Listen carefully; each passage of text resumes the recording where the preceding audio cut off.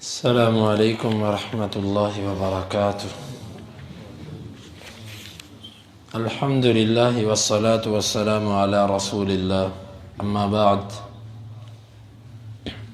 امام بخاری کہتے ہیں ہمیں بیان کیا حسن بن الربیع نے، وہ کہتے ہیں ہمیں بیان کیا ابو الاحوص نے اعمش سے، وزید بن وہب سے، کہتے ہیں کہ عبداللہ نے کہا ہمیں اللہ کے رسول صلی اللہ علیہ وسلم نے بتایا، وہو الصادق المصدوق، اور وہ سچے ہیں اور وہ تصدیق کیے ہوئے ہیں۔ قال، آپ نے فرمایا ان احدکم یجمع خلقہ فی بطن امہ 40 یوما، تم میں سے کسی ایک کی تخلیق، اس کی پیدائش کی جاتی ہے اس کے ماں کے پیٹ میں 40 دنوں میں، اس کو جمع کیا جاتا ہے۔ ثم یکون علقہ مثل ذلک، پھر وہ اتنے ہی دنوں کے اندر ایک جمع ہوا خون بن جاتا ہے۔ ثم یکون مضغہ، پھر وہ ہو جاتا ہے گوشت کا ٹکڑا، مثل ذلک، اتنے ہی دنوں میں۔ ثم یبعث اللہ ملکا، پھر اللہ تعالیٰ ایک فرشتہ بھیجتا ہے، فیؤمر باربع کلمات، وہ 4 کلمات کا حکم دیتا ہے، اس کو حکم دیا جاتا ہے 4 چیزوں کا۔ وَيُقَالُ لَهُ، اور اس سے کہا جاتا ہے اکتب عملہ ورزقہ واجلہ وشقی ام سعید، اس کا عمل، اس کا رزق، اس کی مدت اور اس کا خوشبخت یا بدبخت ہونا لکھو۔ ثم ينفخ فیہ الروح، پھر اس میں روح پھونک دی جاتی ہے۔ فإن الرجل منکم لیعمل حتی ما یکون بینہ وبین الجنة الا ذراع، تم میں سے کوئی بندہ عمل کرتا ہے یہاں تک کہ اس کے اور جنت کے درمیان صرف ایک ذراع، یعنی 1 گز کا فاصلہ رہ جاتا ہے۔ فیسبق علیہ کتابہ فیعمل بعمل اہل النار، لکھا ہوا اس پر سبقت لے جاتا ہے اور وہ آگ والوں جیسے عمل شروع کر دیتا ہے۔ ویعمل، اور عمل کرتا ہے تم میں سے کوئی، حتی ما یکون بینہ وبین النار الا ذراع، مگر اس کے اور آگ کے درمیان 1 گز کا فاصلہ ہوتا ہے۔ فیسبق علیہ الکتاب فیعمل بعمل اہل الجنہ، لکھا ہوا اس پر سبقت لے جاتا ہے اور وہ جنت والے عمل شروع کر دیتا ہے۔ اس حدیث میں امام بخاری رحمۃ اللہ علیہ کی مراد یہ ہے کہ اللہ کے فرشتے مختلف ہیں۔ کچھ فرشتے ایسے ہیں کہ جن کی ڈیوٹی یہ ہے کہ بچہ جب ماں کے پیٹ کے اندر 3 مرحلے پورے کر لیتا ہے۔ 3 مرحلے کون سے ہیں؟ پہلا مرحلہ جب وہ قطرے سے خون کی طرف منتقل ہوتا ہے، اس مرحلے کو 40 دن لگتے ہیں۔ پھر 40 دن بعد وہ ایک خون بن جاتا ہے جس کو علقہ کہتے ہیں۔ علق کا معنی ہوتا ہے چپکی ہوئی، لٹکی ہوئی چیز، کیونکہ وہ رحم کے اندر جو دیوار ہوتی ہے، جو اس کی جھلی ہوتی ہے، اس کے ساتھ ایسے جڑا ہوتا ہے، لٹکا ہوتا ہے، یہ دیوار ہے، ایسے وہ اس کے ساتھ چپکا ہوا ہے یہاں پر، علقہ۔ پھر اس کے بعد اگلا مرحلہ، اس میں وہ گوشت بنتا ہے، اس مرحلے پر اس کو 40 دن لگتے ہیں۔ پہلے مرحلے میں 40 دنوں میں وہ خون بنا، پھر اس کو وہاں پر گوشت بننے میں اسی طرح اس کو پڑا رہا اور پھر وہ 40 دن بعد گوشت بن گیا۔ اب 2 مرحلے پورے ہو گئے، پھر وہ گوشت ہی ہے، گوشت کی حالت میں وہ تیسرا مرحلہ پورا کرتا ہے۔ جب اس کا تیسرا مرحلہ پورا ہوتا ہے، اس کے بعد اس کی ہڈیاں اور شکل و صورت بننا شروع ہوتی ہے تیسرے مرحلے کے بعد، یعنی ہر مرحلہ 40 دن کا ہے، 40 40 40 120 دن، 4 ماہ۔ جب وہ اتنے، آج سائنس کہتی ہے کہ بچے کے اندر حرکت 4 ماہ سے پہلے بھی ہوتی ہے۔ وہ جو حرکت ہے نا، وہ انسان کے اندر 2 طرح کی حرکات ہے۔ ایک ہے حیوانی حرکت۔ حیوانی حرکت جو ہے نا، وہ جس کو سپرمز کہتے ہیں، اس کے اندر بھی موجود ہوتی ہے۔ انسانی مادہ کے اندر بھی خوردبین کے ذریعے یا جب وہ دیکھتے ہیں تو وہ بتاتے ہیں کہ اس میں اتنے سپرمز ایکٹیو ہیں، اتنے ان ایکٹیو ہیں۔ وہ یہ چیز تو قطرے کے اندر بھی ہوتی ہے۔ حرکت مسئلہ نہیں ہے، اصل ہے روح پھونکا جانا۔ روح کی وجہ سے حرکت اور ہوتی ہے، اور ایک جاندار ہونے کی وجہ سے اس کے اندر جو ایک حرکت ہے وہ اور طرح کی ہے۔ تو اس لیے قرآن کی یہ بات غلط نہیں ہوتی کہ اگر کوئی کہہ دے جی روح 120 دن بعد آتی ہے تو پہلے بچہ اس میں حرکت کیسے آ جاتی ہے،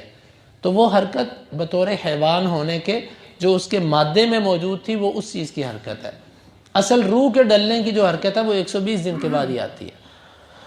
تو یہ جب اس میں روح ڈالی جاتی ہے تو اللہ تعالیٰ کی طرف سے اس کو 4 چیزوں کا حکم دیا جاتا ہے، یعنی اس میں لفظ ہے فرشتے کو حکم دیا جاتا ہے، فرشتہ اپنی طرف سے نہیں لکھتا کیونکہ اس کو غیب کا علم نہیں ہے۔ کیا دیا جاتا ہے؟ تم 4 چیزیں لکھو، اس کا عمل لکھو یہ کیسا عمل کرے گا، اور اس کی عمر لکھو اس کی عمر کتنی ہوگی، اس کا رزق لکھو یہ رزق کتنا کھائے گا کتنا پیے گا، اور اس کی خوش بخت ہونا یا اس کا بدبخت ہونا یہ بھی لکھ دو۔ یہاں پر سوال ہے کہ اگر اللہ تعالیٰ نے میرا لکھ دیا ہے کہ میں خوش بخت ہوں یا بدبخت ہوں، میرا عمل لکھا جا چکا ہے، تو پھر مجھے ضرورت کیا ہے اتنی نیکیوں پر بھاگ دوڑ کرنے کی؟ اللہ نے تو لکھ دیا ہوا ہے۔ تو اس کا جواب یہ ہے کہ مجھے تو نہیں پتا اللہ نے کیا لکھا ہے۔ کیا خیال ہے؟ مجھے تو نہیں پتا اللہ نے کیا لکھا ہے میرے بارے میں۔ اور دوسری بات ہے کہ اللہ تعالیٰ نے تو میرا رزق بھی لکھا ہوا ہے، لیکن اس کے باوجود میں صبح اٹھتا ہوں، دکان پہ جاتا ہوں، بھاگتا ہوں، یہاں پر میرے ذہن میں نہیں آتا کہ میرا رزق تو لکھا ہوا ہے، میں گھر پہ بیٹھا رہتا ہوں خود ہی پہنچ جائے گا۔ وہ کوشش کرتا ہے کہ نہیں کرتا؟ اس کے باوجود اس کی عمر لکھی ہوئی ہے کہ اتنی عمر ہے، آگے سے گاڑی آتی ہو تو یہ بندہ جلدی سے سائڈ پہ ہٹ جاتا ہے مجھے یہ لگ نہ جائے، حالانکہ اگر اس کی عمر لکھی ہوئی ہے تو اس کو احتیاط کرنے کی کیا ضرورت ہے؟ پھر جائے دیواروں پر چڑھے، چھتوں پر چڑھے، چھلانگ مارے، کنویں میں لڑک جائے، دریاؤں میں چھلانگ لگا دے، لیکن انسان احتیاط کرتا ہے، حالانکہ اس کی عمر لکھی ہوئی ہے، اس کے باوجود وہ بچنے کی کوشش کرتا ہے، اس کا رزق لکھا ہوا ہے، اس کے باوجود وہ اس کے لیے بھاگ دوڑ کرتا ہے۔ اسی طرح اس کا عمل لکھا ہوا ہے، اس کے لیے وہ کوشش کیوں نہیں کرتا؟ یہاں پر شیطانی وسوسہ آ جاتا ہے، اللہ نے تو تجھے لکھ دیا ہوا تو کیا ہے؟ اگر تو اللہ نے لکھ کر مجھے شیڈول دیا ہوتا کہ اتنے فلاں دن اتنے بج کر اتنے منٹ پہ تو نے یہ کرنا ہے، پھر یہ کرنا ہے، پھر یہ کرنا ہے، پھر یہ کرنا ہے، میں اس کو دیکھ کے کرتا ہوتا تو میں روتا، اللہ تو نے تو میری مرضی نہیں رہنے دی، تو نے تو مجھے بس پابند کر دیا، اب میں تیرا ہی پابند ہوں۔ یہ شیڈول اگر ملا ہوتا نا تو پھر ہم کہتے یار واقعی انسان بے بس ہے، لیکن اللہ نے تو مجھے بتایا ہی نہیں کہ اس نے میرے بارے میں لکھا کیا ہے، اور اللہ تعالیٰ نے مجھے بتایا ہی نہیں کہ میں سعید ہوں کہ شقی ہوں۔ تو پھر مجھے کوشش کرنی ہے، جس طرح رزق لکھا جا چکا ہے لیکن میں حصول کی کوشش کرتا ہوں، اسی طرح میرا عمل لکھا جا چکا ہے، مجھے پتہ ہی نہیں وہ کیا لکھا جا چکا ہے، مجھے اس کے لیے بہتری کے لیے کوشش کرنی ہے۔ اور اس کے ساتھ ایک اور بات بھی، اللہ تعالیٰ نے جو ہم نے کرنا تھا وہ لکھا ہے، اللہ تعالیٰ نے لکھ کر ہمیں اس کے مطابق پابند نہیں کر دیا کہ اس کی مینوفیکچرنگ ہی بناوٹ ہی ایسی کرو کہ یہ کام کرے، ایسا نہیں کیا اللہ نے۔ کیونکہ اگر اللہ تعالیٰ ایسا کرنے والا ہوتا تو اللہ تعالیٰ پھر قرآن میں یہ نہ فرماتا کہ اس نے تمہیں زمین میں بھیجا لیبلوکم ایکم احسن عملا، کہ تم میں سے اچھا عمل کون کرتا ہے۔ پھر وہ یہ نہ کہتا لمن شاء منکم ان یستقیم، جو تم میں سے چاہے وہ سیدھے رستے پر آ جائے، جو نہیں چاہتا وہ نہ آئے۔ من اہتدی فانما یہتدی لنفسہ ومن ضل فانما یضل علیہا، جو ہدایت پاتا ہے وہ اپنے لیے پاتا ہے، جو گمراہ ہوتا ہے اس کا نقصان اس کو۔ یعنی پورے قرآن میں اللہ نے یہ بات کہی کہ انسان کو ہم نے اختیار دیا ہے، وہدیناہ النجدین، ہم نے اس کو دونوں رستے دکھا دیے ہیں، جو ان سا مرضی رستہ اختیار کرے۔ یہ جو جاہل لوگوں کی بات ہے نا کہ جی اللہ کو منظور ہوا تو ہم کر لیں گے نہیں تو نہ سے، یہ محض ایک شیطانی خیال ہے، اور اس کا مقصد لوگوں کو صرف دین سے دور کرنا ہے۔ لہٰذا اللہ نے میرا عمل لکھا ہے لیکن مجھے پتہ ہی نہیں کیا لکھا ہے، تو مجھے اس کی بہتری کے لیے کوشش کرنی ہے۔ جس طرح میرا رزق لکھا اور مجھے نہیں پتا کیا لکھا ہے، اور میں پھر بھی اس کے لیے کوشش کرتا ہوں، اور میری موت لکھی ہے لیکن پھر بھی میں اس سے بچنے کی کوشش کرتا ہوں کہ جتنی میری عمر زیادہ ہو سکے ہو جائے۔ پھر ہر بندے کا سعید اور شقی ہونا، آگے فرمایا کہ ایک بندہ عمل کرتا ہے جنت والے عمل، اس کے اور جنت کے درمیان 1 گز کا فاصلہ ہوتا ہے، لیکن وہ جہنم والا عمل کرتا ہے اور اس پر موت واقع ہوتی ہے۔ اور حدیث میں آتا ہے بندہ جو عمل کرتا ہے وہ مرتا ہے، اسی پر اٹھایا جاتا ہے۔ اور حدیث کے اندر آتا ہے انسان کے اعمال کا دار و مدار اس کے خاتمے پر ہوتا ہے کہ خاتمہ کیسا تھا۔ ایک بندہ جہنم والے عمل کرتا ہے، آخر میں وہ توبہ کرتا ہے، اللہ تعالیٰ اس کو جنت میں لے جاتا ہے۔ یہاں پر پھر ایک سوال پیدا ہوتا ہے، دیکھو ایک بندے نے ساری زندگی عمل کیے، نیک عمل کیے، نیک عمل کیے، اینڈ پہ جا کے اس کے عمل سارے ہی ضائع ہو گئے، تو فائدہ کیا ہوا؟ اور ایک بندے نے مزے کیے، موجیں کی، اینڈ پہ جا کے وہ توبہ کر گیا، اسے دنیا بھی لے لی مزے کر کے اور آخرت بھی لے لی۔ تو جس بندے نے ساری زندگی نمازیں پڑھی، اینڈ پہ برائی کر کے جہنم میں چلا گیا، اس کا مطلب ہے پھر لکھا ہوا یہ اصل ہے، ہمیں ضرورت ہی نہیں ہے ان چیزوں کی، جو ہونا ہوا ہو جائے گا۔ یہ بھی وہی پہلے والا شیطانی خیال ہے۔ پہلی تو بات یہ ہے، اللہ تعالیٰ کسی کی نیکی کو ضائع نہیں کرتا۔ یہاں پر اللہ نے یہ نہیں فرمایا کہ وہ نیک انسان تھا، اللہ نے فرمایا وہ عمل نیکوں والے کر رہا تھا۔ نیکوں والے عمل کرنا اور ہوتا ہے اور انسان کا نیک ہونا اور ہوتا ہے۔ اب مجھے بتائیے، بے سہارا لوگوں کی مدد کرنا اور یتیموں کو کھانا کھلانا، غربا فقراء میں تقسیم کرنا اور متاثرین کی مدد کرنا، یہ سب نیکیاں ہیں کہ نہیں ہیں؟ لیکن یہ کام کرنے والا ہر بندہ نیک ہوتا ہے؟ ہمارے سے زیادہ اس ٹائم بعض دفعہ این جی اوز خرچ کرتی ہیں، جو آپ کو حادثات میں بھی خرچ کرتی ہیں آپ پر، آپ کے بعض دفعہ وہ پانی کے نظام میں آپ کے ساتھ ہیلپ کرتی ہیں، ملک کی تعمیر میں آپ کے ساتھ مدد کرتی ہیں، تعلیم کے مسائل میں آپ کی مدد کرتی ہیں، صحت کے مسائل میں، ادویات کے باب میں وہ آپ کی مدد کرتے ہیں۔ یہ سب نیک کام ہیں کہ نہیں ہیں؟ لیکن یہ کام کرنے سے کیا وہ نیک ہیں؟ نیک نہیں ہے۔ نیک عمل اور چیز ہوتی ہے، کسی بندے کا نیک ہونا اور ہوتا ہے۔ نیک ہونے کے لیے بنیادی شرط ہے اس کے اندر ایمان ہو، نمبر 2 اس کے اندر اتباع ہو اللہ کے نبی صلی اللہ علیہ وسلم کی، اور تیسری چیز ہے کہ اس کے اندر اخلاص ہو۔ یہ 3 بنیادی شرطیں ہیں کسی بندے کے نیک ہونے کے لیے۔ یہ اگر اس میں نہیں ہے اور عمل اس کا نیک ہے تو یہ کہا جائے گا وہ نیکوں والے عمل کر رہا تھا، نیک نہیں۔ اللہ نے فرمایا کہ کوئی بندہ نیکوں والے عمل کرتا ہے، جنت والے عمل کر رہا ہے، اتنی مدت تک وہ عمل کرتا رہتا ہے کہ اس کے اور جنت کے درمیان ایک گز کا فاصلہ رہ جاتا ہے۔ پھر کیا ہوتا ہے؟ چونکہ بنیاد نہیں ہے، آپ کو اتنا پتہ، جو عمارت بغیر بنیادوں کے کھڑی کی جاتی ہے، یہ مشکل میں، طوفان میں، زلزلوں میں عام عمارتوں کی بنسبت بڑی جلدی گر جائے گی، چونکہ اس کے عمل کی نیچے بنیاد نہیں ہے، ایمان، اتباع اور اخلاص۔ جب عمل کی بنیاد نہیں ہے تو اس کی عمارت گر جائے گی، وہ قائم نہیں رہ سکے گی آخری وقت میں، کیونکہ آخری وقت بڑا سخت وقت ہوتا ہے، اس پر مضبوط بنیادیں کام دیتی ہیں۔ اور اسی طرح ایک بندہ وہ برے لوگوں والے عمل کرتا ہے لیکن بنیاد اس کے پاس نیچے کھڑی ہے، ایمان ہے، نبی صلی اللہ علیہ وسلم کی اتباع کا جذبہ بھی ہے، اور ریاکاری بھی، اخلاص بھی ہے اس میں، لیکن بس شہوات غالب ہیں، نفس غالب ہے، ماحول ایسا بنا ہوا ہے کہ وہ برائیوں پر برائیاں کیے جا رہے ہیں، لیکن دل کے اندر ملامت، شرمندگی، احساس اور بدلنے کا جذبہ موجود ہے، برے والے عمل کرتا جا رہا ہے، برائی کر کے اس کے اوپر دلیلیں نہیں پیش کرتا، برائی کرنے کے بعد یہ نہیں کہتا کہ ایک دن میں نے حساب نہیں دینا۔ پھر یہ ہوتا ہے کہ آخر میں اللہ تعالیٰ اس کو توبہ کی توفیق دے دیتا ہے، یعنی کرتا وہ خود ہے، اللہ نہیں کرواتا اس سے۔ آخر میں نہ نیک عمل کرنے والے سے گناہ اللہ نے کروایا اور نہ برے عمل کرنے والے سے نیکی اللہ نے کی، دونوں نے خود صرف اتنا فرق ہے کہ اس کے پاس بنیاد تھی، بنیاد اس کو فائدہ دے گئی۔ جس طرح کہ مسلم کے اندر آتا ہے، ایک صحابی نے پوچھا اللہ کے رسول صلی اللہ علیہ وسلم، میں نے دور جاہلیت کے اندر اتنے خرچ کیے، اتنے غلام آزاد کیے، اتنا صدقہ کیا، اس کا مجھے کوئی فائدہ ملے گا؟ آپ نے فرمایا اسی نیکیوں کی وجہ سے تو آج مسلمان ہے۔ یعنی انسان جاہلیت کے اندر بھی تو نیکیاں کرتا ہے نا، اس کا فائدہ اس کو ملتا ہے، کبھی دنیاوی فائدہ ملتا ہے، کبھی دینی فائدہ ملتا ہے۔ تو اللہ تعالیٰ نے اس کے پاس بنیاد تھی، اللہ نے اس کو فائدہ یہ دیا کہ نیک عمل کی توفیق اس کو مل گئی، اور اس کے پاس بنیاد نہیں تھی، اس کی سزا یہ ملی کہ وہ اس عمل سے محروم ہو گیا۔ تو یہ ہے حدیث مبارک۔ باقی امام بخاری کی اس سے مراد کیا تھی وہ میں آپ کو عرض کر چکا کہ ان کی مراد یہ ہے کہ اس میں فرشتوں کا ذکر ہے، اللہ تعالیٰ نے فرشتے رکھے ہوئے ہیں، وہ آ کر یہ عمل کرتے ہیں کہ ماں کے پیٹ کے اندر یہ سب چیزیں لکھتے ہیں۔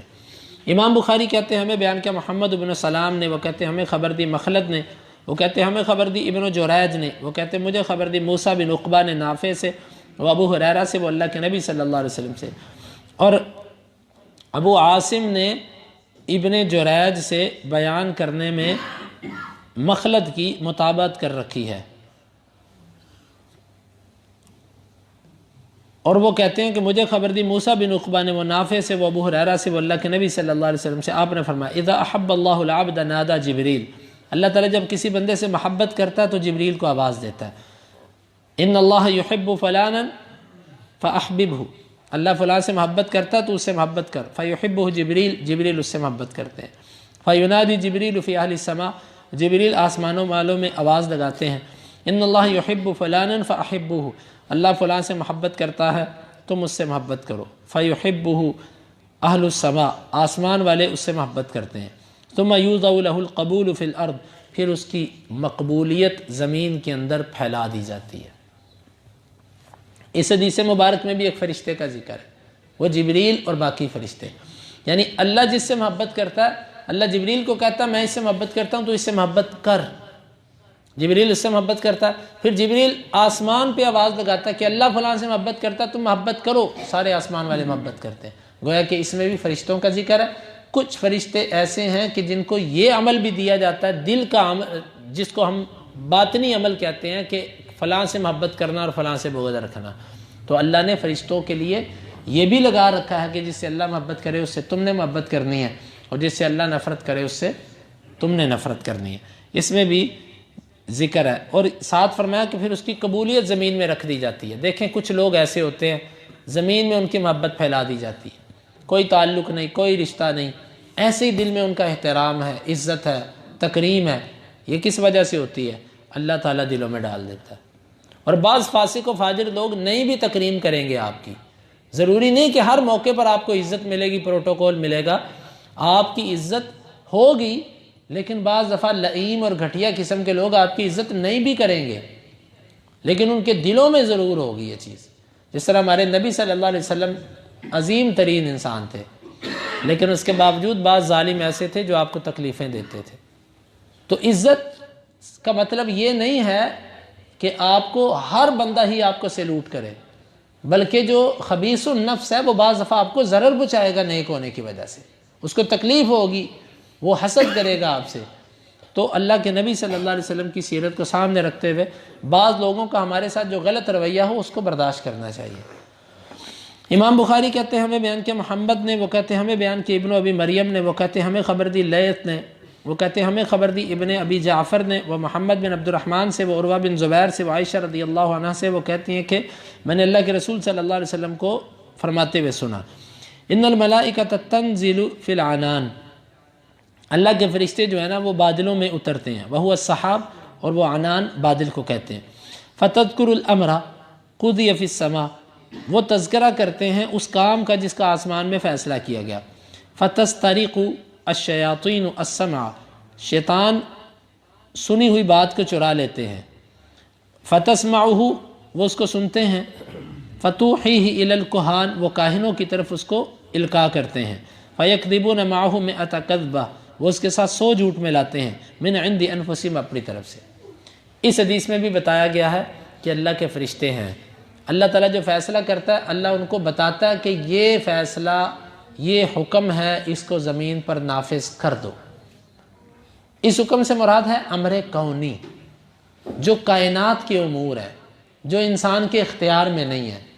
مطلب فلاں بندہ فوت ہو گیا، فلاں بندے کو چوٹ لگ گئی، فلاں بندہ، یہ تکوینی امور اس کو کہتے ہیں، اس میں انسان کے اختیار نہیں ہوتا۔ تو اللہ تعالیٰ فرشتوں کو حکم دیتا ہے یہ کام کر دو زمین پر، وہ کرتے ہیں۔ جب وہ سنتے ہیں نا اس بات کو تو وہ آپس میں تذکرہ کرتے ہیں، تو اس ٹائم اللہ کے حکم سے شیاطین آسمان کے قریب جا کر ایک آدھی بات سن لیتے ہیں، کبھی تو سنتے ہیں اور ستارہ ان کو مار دیتا ہے، کبھی یہ سن کر بات کلمہ نیچے پہنچانے میں کامیاب ہو جاتے ہیں۔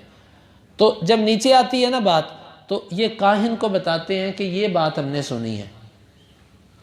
تو وہ پھر اس کے ساتھ آگے پیچھے کے جھوٹ ملا کر ایک پیشین گوئی کر دیتا ہے۔ بعض دفعہ ہم دیکھتے ہیں کہ اس کی ہوئی پیشین گوئی کچھ سچ ثابت ہوئی ہے۔ اس کی وجہ یہ ہوتی ہے اللہ تعالیٰ آزمائش کے لیے ایسے کرتا ہے کہ میں نے جس چیز سے منع کیا تھا یہ بندہ اس پر یقین تو نہیں کرتا۔ جو کمزور ایمان والا ہوتا ہے وہ کہتا ہے دیکھا نا اس نے کہا تھا ایسے ہی ہو گیا، اس کا یقین شیطان پر بڑھ جاتا ہے۔ لیکن جو مومن ہوتا ہے اس کو اس چیز کی کوئی پرواہ نہیں ہوتی، وہ کہتا ہے ہمارے نبی صلی اللہ علیہ وسلم نے پہلے ہمیں بتا دیا تھا کہ اللہ آزمائش کے طور پر ایک آدھا کلمہ ان کو سننے دے گا تاکہ وہ دیکھ سکے کہ ہم میں سے مخلص کون ہے، ہم میں سے سچا کون ہے۔ تو کچھ فرشتے ایسے ہیں کہ جن کی ذمہ داری تکوینی امور پر ہے، اور وہ آپس میں جب گفتگو کرتے ہیں تو شیاطین اس بات کو چرا لیتے ہیں۔ اس میں بھی فرشتوں کا ذکر ہے، اس مناسبت سے یہ حدیث لائی گئی۔ امام بخاری کہتے ہیں ہمیں بیان کیا احمد بن یونس نے، وہ کہتے ہیں ہمیں بیان کیا ابراہیم بن سعد نے، وہ کہتے ہیں ہمیں بیان کیا ابن شہاب نے ابو سلمہ سے اور اغر سے، وہ ابو ہریرہ رضی اللہ عنہ سے، وہ کہتے ہیں کہ اللہ کے نبی صلی اللہ علیہ وسلم نے فرمایا اذا کان یوم الجمعۃ کان علی کل باب من ابواب المسجد ملائکۃ یکتبون الاول فالاول، جب جمعہ کا دن ہوتا ہے مسجد کے ہر دروازے پر فرشتے ہوتے ہیں، وہ سب سے پہلے آنے والے کا نام لکھتے ہیں۔ فاذا جلس الامام، جب امام بیٹھ جاتا ہے طووا الصحف، وہ اپنے رجسٹر لپیٹ دیتے ہیں، وجاءوا یستمعون الذکر، اور وہ آ کر ذکر سننا شروع کر دیتے ہیں، یعنی نصیحت سننا شروع کر دیتے ہیں۔ اس میں بھی ذکر ہے کچھ فرشتوں کی ذمہ داری ہوتی ہے مسجدوں کے باہر کھڑا ہونا جمعے کے دن، جب تک امام خطبہ شروع نہیں کرتا وہ پہلے پھر اس کے بعد پھر اس کے بعد پھر اس کے بعد آنے والوں کے بالترتیب نام لکھتے رہتے ہیں۔ اللہ کے ہاں جاتا ہے یہ سب سے پہلے جمعے کے دن مسجد آیا تھا، تو پھر جب خطیب ذکر شروع کر دیتا ہے یعنی خطبہ شروع ہو جاتا ہے، وہ اپنے رجسٹر بند کر دیتے ہیں، پھر وہ آنے والوں کے نام نہیں لکھتے، پھر وہ مسجد میں آ کے اس کا خطبہ سننا شروع کر دیتے۔ تو معلوم ہوا کہ اللہ کے کچھ فرشتے ایسے ہیں جن کی ذمہ داری یہ ہے۔ امام بخاری کہتے ہیں ہمیں بیان کیا علی بن عبداللہ نے، وہ کہتے ہیں ہمیں بیان کیا سفیان نے، وہ کہتے ہیں مجھے بیان کیا زہری نے سعید بن المسیب سے، وہ کہتے ہیں مر عمر فی المسجد، عمر رضی اللہ عنہ مسجد میں سے گزرے، وحسان ینشد، حسان شعر پڑھ رہے تھے، فقال کنت انشد فیہ وفیہ من ہوا خیر منک، اس مسجد میں شعر پڑھا کرتا تھا اور اس مسجد میں وہ ہوتے تھے جو تیرے سے بہتر تھے۔ ثم التفت الی ابی ہریرہ فقال انشدک باللہ، پھر اس نے ابو ہریرہ کی طرف دیکھا اور کہا کہ میں تجھے اللہ کا واسطہ دیتا ہوں، اسمعت رسول اللہ صلی اللہ علیہ وسلم یقول، تو نے اللہ کے نبی صلی اللہ علیہ وسلم کو یہ کہتے ہوئے سنا، اجب عنی، میری طرف سے ان کو جواب دو، اللہم ایدہ بروح القدس، اللہ روح قدس کے ساتھ اس کی تائید فرما۔ امام بخاری کہتے ہیں ہمیں بیان کیا حفص بن عمر نے، وہ کہتے ہیں ہمیں بیان کیا شعبہ نے عدی بن ثابت سے، وہ برا رضی اللہ عنہ سے، وہ کہتے ہیں کہ اللہ کے نبی صلی اللہ علیہ وسلم نے حسان کو کہا تھا اہجہم، ان کی بے عزتی کرو، او حاجہم، یہ لفظ بولا، وجبریل معک، اور جبریل تیرے ساتھ۔ حسان رضی اللہ عنہ مسجد میں شعر پڑھ رہے تھے، عمر رضی اللہ عنہ گزرے، ایسے غصے سے ان کو دیکھا کہ تم مسجد میں یہ کیا کام کر رہا ہے، شعر پڑھ رہا ہے۔ حسان رضی اللہ عنہ کہنے لگے اس مسجد میں شعر پڑھا کرتا تھا اور اس مسجد میں وہ ہوتے تھے جو تیرے سے بہتر تھے، یعنی اللہ کے نبی صلی اللہ علیہ وسلم، اور آپ نے مجھے کبھی نہیں روکا تھا بلکہ آپ مجھے حکم دیتے تھے کہ ان مشرکین کی بے عزتی کرو۔ مطلب مشرکین اللہ کے نبی صلی اللہ علیہ وسلم کے خلاف شعر کہا کرتے تھے، کبھی کچھ کہتے تھے کبھی کچھ کہتے تھے، آپ صلی اللہ علیہ وسلم ان کی گندی باتوں کا، گھٹیا باتوں کا جواب گالیوں سے نہیں دیتے تھے، آپ حسان کو یہ کہتے تھے کہ حسان ان کو میری طرف سے جواب دو، اور حسان ان کو جواب دیتے تھے۔ حسان کے جواب دینے میں جو حسان کے ساتھ مدد ہوتی تھی وہ جبریل کی ہوتی تھی، جبریل کی مدد کی وجہ سے حسان نہ کبھی گالی دیتے تھے نہ اس طرح برا بھلا کہتے تھے، بلکہ ان کی باتوں کا ایسا جواب دیتے تھے کہ وہ لاجواب ہو جاتے تھے کہ جواب ہی کوئی نہیں ہے اس بات کا، اتنا اچھا وہ دفاع کرتے تھے۔ تو وہ اللہ کے نبی صلی اللہ علیہ وسلم نے ان سے کہا کہ جبریل تیرے ساتھ ہے۔ اس سے معلوم ہوا کہ اللہ تعالیٰ کے فرشتے بندوں کا ساتھ بھی دیتے ہیں، وحی لے کر تو وہ نہیں آتے کسی پر، لیکن اس کا ساتھ دیتے ہیں۔ ساتھ دینے کا مطلب ہے اس کو برائیوں سے بچا لیتے ہیں اور اللہ کی اطاعت اور نیکی کی طرف اس کو کھینچ لاتے ہیں۔ امام بخاری کہتے ہیں ہمیں بیان کیا موسیٰ بن اسماعیل نے، وہ کہتے ہیں ہمیں بیان کیا جریر نے، تحویل، وہ کہتے ہیں ہمیں بیان کیا اسحاق نے، وہ کہتے ہیں ہمیں خبر دی وہب بن جریر نے، وہ کہتے ہیں ہمیں خبر دی میرے والد نے، وہ کہتے ہیں میں نے سنا حمید بن ہلال کو، وہ انس رضی اللہ انس بن مالک سے، وہ کہتے ہیں کہ انی انظر الی غبار ساطع فی سکت بنی غنم، میں بنو غنم کی گلیوں میں غبار کو اڑتا ہوا دیکھ رہا ہوں۔ زادہ موسیٰ موکب جبریل، جبریل کے گھوڑے کی جو پاؤں کی وجہ سے جو غبار تھی اس کو۔ اس حدیث کا مطلب ہے کہ جب آپ بنو قریظہ پر حملہ کرنے کے لیے گئے تھے تو فرشتے بھی آپ کے ساتھ گئے تھے، اور فرشتوں کی گلیوں گھوڑوں کی